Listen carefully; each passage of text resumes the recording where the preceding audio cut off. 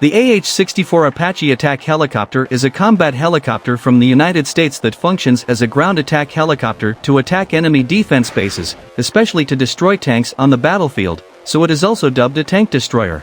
The tank is one of the most feared weapons in land warfare since it was first introduced. The presence of the Apache removed that dominance. The name Apache is taken from the name of one of the Indian tribes, the natives of the American continent who are famous for their war skills and strategies. It is a tradition in the U.S. military to take these Native American tribes to name their helicopters because of the long historical relationship between them. 1. Manufactured by 3 leading aviation manufacturers. Initially, Apache was developed and produced by the manufacturer Hughes Helicopters, 1975 to 1984, and purchased by the McDonnell Douglas Company in 1984. In 1997, the McDonnell Douglas Company finally merged with the Boeing Company, which develops and produces Apache to this day. The prototype AH-64 helicopter first flew in 1975, the first variant AH-64A was produced in 1984 and entered the U.S. Army Operational Service in 1986. To this day, Boeing has produced the Apache until its last variant AH-64E, each variant experiencing a number of technological improvements from the previous model. But one thing that has not changed from the Apache is its worldwide reputation as one of the most advanced attack helicopters and proven reliable on the battlefield. Technically, the Apache has dimensions of 12.2 m in length, 5.5 m in height, a maximum operating weight of 10 tons and a maximum speed of about 279 km per hour. 2. Attack helicopter with tandem seat. The Apache is an attack helicopter with tandem seats, which means it requires a crew of 2 to operate it. The Apache's complex weapons and navigation systems require the division of tasks between pilots and weapons operators so that each crew member remains at his best when carrying out combat missions. The Apache pilot sits in the rear cockpit and the gun operator sits in the front cockpit of the helicopter. In carrying out its mission, the pilot maneuvers the helicopter and the gun operator aims and fires weapons on the battlefield.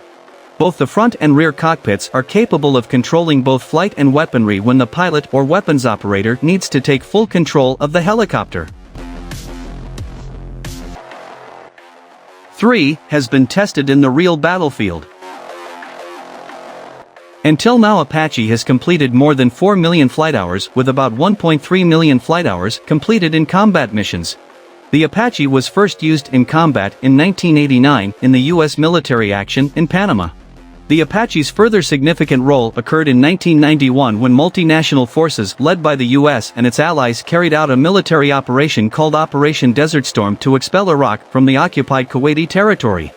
Although it did not get widespread publicity in the operation, the Apache was actually one of the first defense equipment to fire its weapons at the enemy. 4. Sold to a number of countries. Manufacturer Boeing delivered the first AH-64A Apache helicopter to the U.S. Army in January 1984.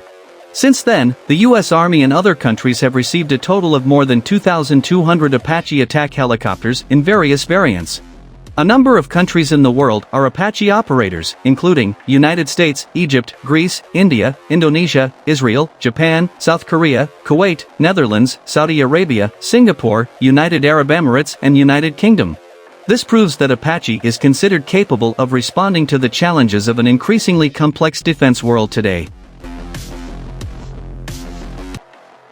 5. Will still be operational for decades to come. Since first entering the operational service of the U.S. Army in 1986, to this day the Apache helicopter with a number of its variants has been operational and has proven itself as one of the most reliable helicopters on the battlefield. For the next few decades, the Apache will still be the backbone of the U.S. Army's heavyweight attack helicopters before being replaced with a new platform.